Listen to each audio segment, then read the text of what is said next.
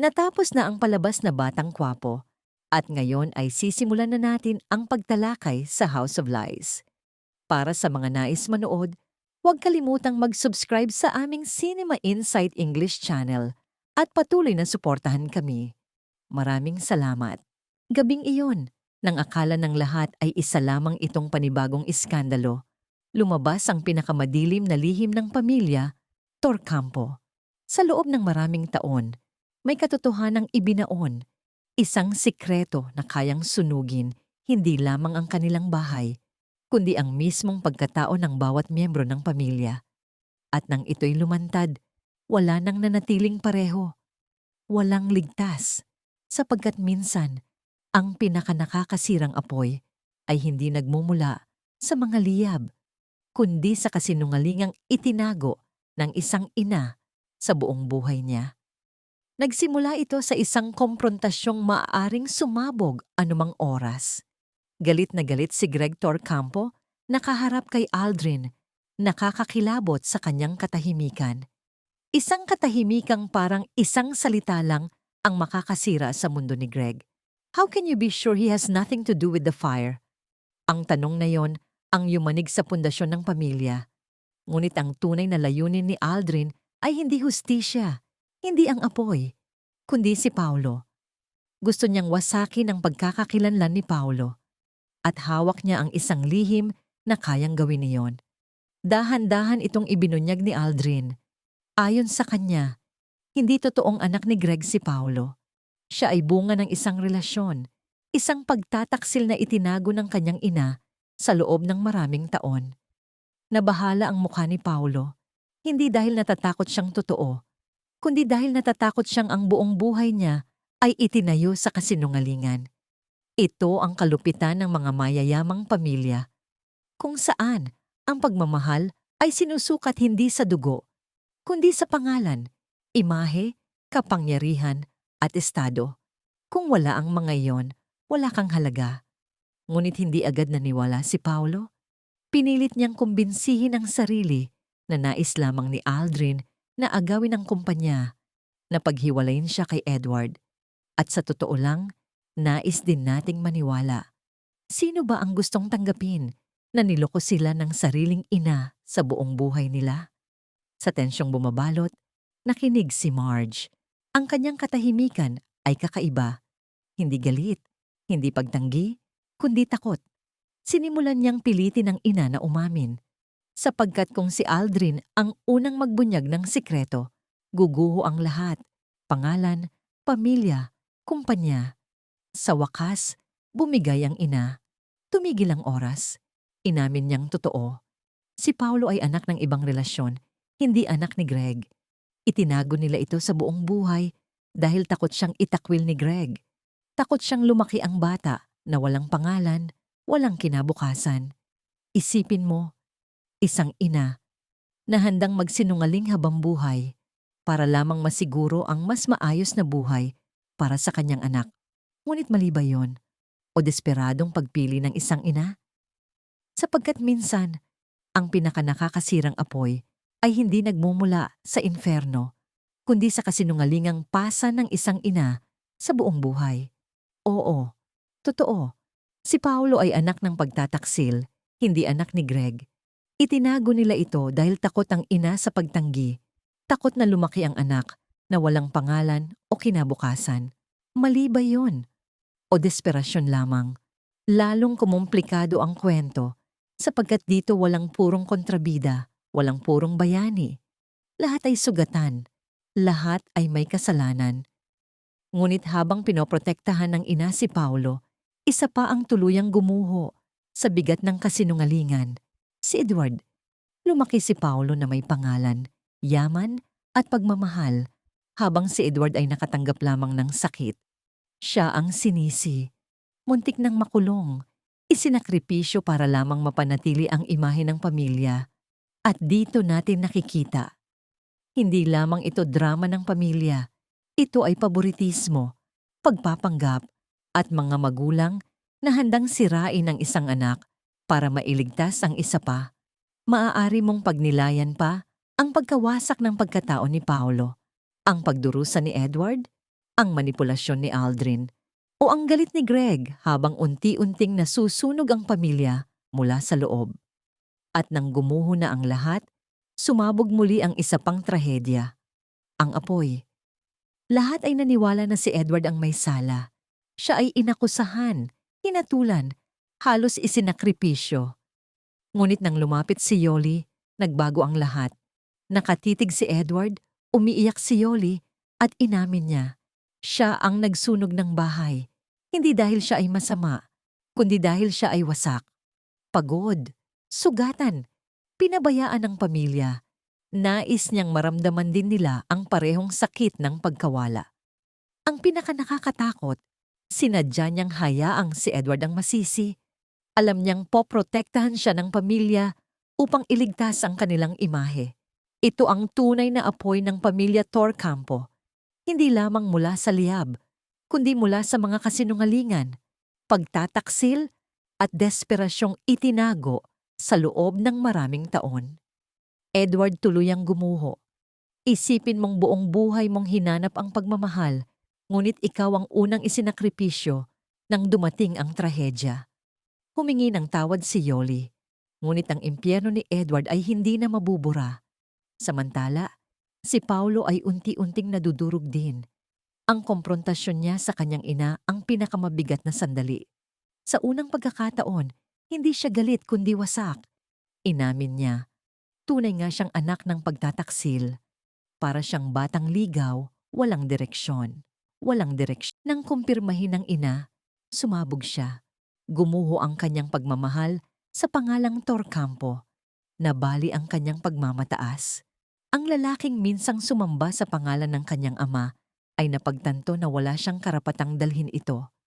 Ang pinakamalalim na sugat ni Paulo ay hindi lamang ang pagkawala ng pagkakakilanlan, kundi ang pagdududa sa kanyang mismong pag-iral. Biglang naging kahina-hinala ang bawat alaala, bawat yakap, bawat papuri. Totoo ba ang lahat o bahagi lamang ng isang malaking kasinungalingan? Ngunit sa gitna ng kanyang galit, tahimik na sumuporta si Marge. At dito lumitaw ang kakaibang ganda ng kwento. Minsan, ang mga kasinungalingan ay hindi para manakit, kundi dahil sa takot na mawalan. Ipinaalala ni Marge kay Paulo na madalas, ang mga magulang ay gumagawa ng desperadong pagpili upang protektahan ang kanilang mga anak. Pareho silang nabulag ng pagmamahal. Ito ang nakakatakot na tanong. Hanggang saan ba maaaring umabot ang kasinungalingan sa ngalan ng pamilya? At kung matuklasan mong buong buhay mo ay itinayo sa kasinungalingan, kaya mo bang magpatawad? Ngunit hindi pa natapos ang unos. Nananatili si Aldrin, naghihintay na parang ahas. Kahit habang gumuho si Paulo, patuloy siyang naghasik ng lason. Nais niyang magbanggaan sina Edward at Paulo. Nais niyang sirain ang pamilya Torcampo gamit ang sarili nilang mga lihim. At sa katotohanan, nagtagumpay siya. Sapagkat kapag nasira na ang tiwala, gaano man kahirap, hindi na ito bumabalik. Natapos ang gabi ng walang sigawan, walang dramatikong musika, luha lamang, katahimikan, at mga matang hindi na alam kung sino ang dapat pagkatiwalaan. Sapagkat ang pinakamasakit na pagtataksil ay hindi galing sa kaaway, kundi sa mga taong minahal at pinagkatiwalaan mo sa buong buhay. Ngayon, nananatiling nakabitin ang mga tanong, mapapatawad ba ni Paulo ang kanyang ina sa pagtatago ng katotohanan? Tama ba si Marge na ibunyag ang mga lihim upang mailigtas ang natitirang pamilya? At ang pinakanakakakilabot, ano ang susunod na gagawin ni Aldrin kung ang paghihiganti ang tanging apoy na hindi nauubos? Ang katahimikan ni Paulo matapos niyang palayasin ng ina ay hindi kapayapaan. Isa itong unos na pinipigilan lamang ng lakas. Ang kanyang mga mata ay nagbunyag ng pagbagsak ng bawat alaala ng kabataan. Ang mga pagyayabang ni Greg na tawagin siyang anak, bawat sandali ng pagmamalaki sa pangalang Torcampo, lahat ngayon ay lason. At ang pinakanakakatakot na katotohanan, habang si Paulo ay nabuhay bilang ginintuang anak, Si Edward ay halos nawala ang buhay at kalayaan dahil sa kasinungalingang nilikha upang protektahan si Paolo. Doon ipinanganak ang pagkakasala. Hindi siya direktang may sala, ngunit ang kanyang mismong pag-iral ang naging dahilan ng pagdurusa ng kapatid. Mula sa sandaling iyon, nagsimulang mabasag si Paolo mula sa loob. Habang iniisip ng iba ang pagliligtas sa pangalan ng pamilya, hindi na niya kayang harapin ang sariling refleksyon. Si Edward, samantala, ay naging mas malamig, mas mapanganib, may mga sakit na hindi sumisigaw, nagyeyelo lamang. Nang umamin si Yoli sa apoy, hindi sumigaw si Edward, hindi nagalit. Ngunit ang kanyang mga mata ay nagdala ng tanong na nais niyang isigaw sa loob ng maraming taon. Why always me? Iyon ang pinakamabigat na katotohanan. Bakit palaging siya ang isinakripisyo? May nakaisip ba sa sakit ng pagiging itinakwil ng sariling pamilya? Ang pinakamasakit, hindi na nagulat si Edward. Para bang palagi na niyang alam na siya ay itatapon. Ang kanyang karakter ay hinubog ng kalungkutan. Nasa loob ng pamilya, ngunit hindi kailanman tunay na bahagi nito. At nang umabot sa rurok ang tensyon, lumitaw si Aldrin, uhaw sa kaguluhan. Ang kanyang ngiti ay hindi ordinaryong kayabangan, kundi ngiti ng isang taong alam na hawak niya ang pinakamalalim mong sugat. Direkta niyang sinabi kay Marge, wala siyang karapatang umasta bilang perpektong tagapagmana sapagkat hindi siya tunay na Torcampo. Ang mga salita ni Aldrin ay kumalat na parang apoy, sinusunog ang bawat ugnayan. Ang pinakanakakatakot, hindi lumaban si Marge. Alam niyang walang saysay. Ang sikreto na itinago nila sa loob ng mga dekada ay lumutang na parang bangkay sa tubig. Gaano man ito itago, kumakalat ang baho. At ang takot ni Marge ay hindi para sa sarili, kundi para kina Edward at Paolo, dalawang magkapatid na winawasak ng parehong katotohanan. Kung sila'y magbanggaan, wala nang makakapigil. At iyon ang plano ni Aldrin mula pa sa simula. Pagharapin ang magkapatid at sirain ang pamilya mula sa loob. Si Greg ay nanatiling bulag. Ang kanyang karakter ang pinakanakakadismaya. Habang lahat ay gumuho, abala pa rin siya sa kasikatan at pangalan. Hindi niya nakita ang katotohanan. Matagal nang patay ang kanyang pamilya. Ang mga taong obsessed sa perpektong imahe ay madalas na nabubulok ang pamilya mula sa loob. At habang papalapit ang katotohanan kay Greg, lalong lumaki ang panganib sapagkat isang revelasyon pa ang sapat upang tuluyang sumabog si Paolo. At dumating ang eksena. Nanginig si Paolo, hindi makahinga sa galit. Paulit-ulit niyang tinanong ang sarili kung sino ba talaga siya. At sa kanya binigkas ang pinakamasakit na katotohanan. Ang lalaking sinamba niya sa buong buhay, ang amang pinaniwalaan niya, ay hindi pala niya ama. Hindi ito ordinaryong dalamhati. Ito ay pagbagsak ng pagkakakilanlan, pagbura ng pag-iral.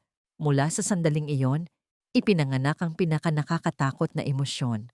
Si Paolo ay tuluyang nabasag, hindi sa galit, kundi sa matinding hiya.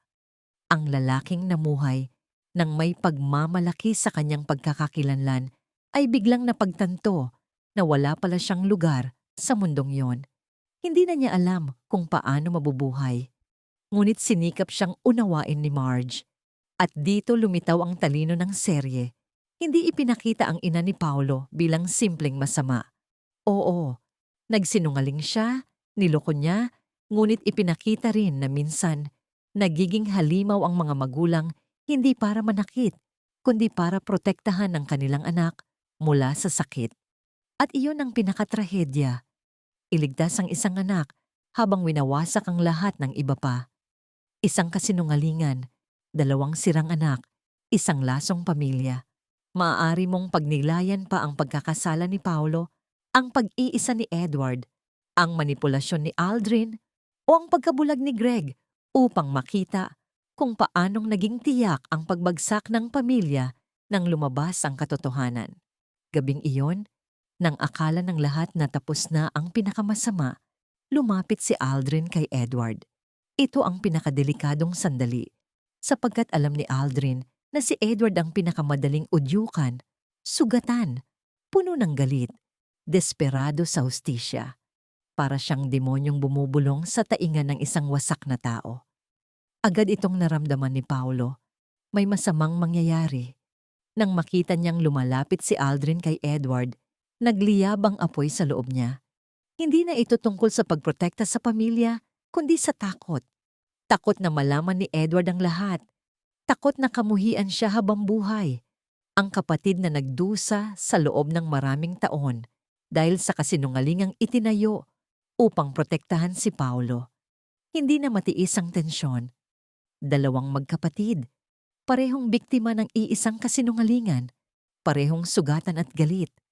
At sa pagitan nila, nakatayo si Aldrin, nakangiti. Para bang nagbubuhos ng gasolina at naghihintay ng apoy. Isang maling salita lang ang makakasira sa lahat. Natapos ang gabing iyon nang walang kapayapaan, walang resolusyon, luha lamang at pusong hindi na alam kung sino ang dapat pagkatiwalaan. Ang pinakamatinding aral ng kwento ay ito. Kapag ang mga sikreto ng pamilya ay tuluyang naging katotohanan, hindi lamang buhay ang nagbabago, mismong pag-iral ang nag-iiba. Minsan, ang pagbubunyag ng katotohanan ay hindi sapat upang mailigtas ang pamilya. Minsan, dumarating ang katotohanan ng huli na, at sa oras na iyon, wala nang maaring ayusin. Maari mong pagnilayan pa ang takot ni Paulo, ang pagdurusa ni Edward, ang pang-uudyok ni Aldrin, o ang sirang tiwala ng pamilya upang makita kung paanong ang gabing ito ang naging punto ng walang pagbabalik para sa pamilya Torcampo. Maraming salamat sa panonood ng buong video.